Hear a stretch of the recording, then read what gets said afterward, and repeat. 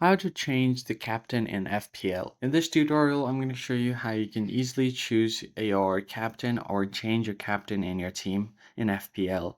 Open up the Premier League application and make sure that you are logged into your account. Once you're logged in, all you have to do is just scroll down a bit until you find the Fantasy tab. Now just go ahead and tap on Pick Teams. Go ahead and make sure that you have your team selected. Then you can choose the player that you want to set as captain. Currently, I have this player as my captain.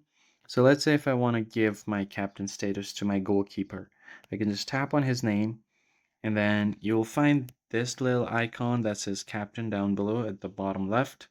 Check this box and this person will be the captain. You could also change the vice captain. Since my goalkeeper was the vice captain, now it has switched the position with my other player that was captain before. So let's say if I want to give the vice captain to this player, I can check on this box called vice captain by tapping on the player's name.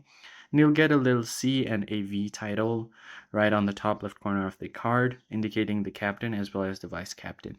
And that's how you basically do it. If you found the tutorial helpful, hit the like button below and subscribe to the channel. I'll catch you guys on the next one.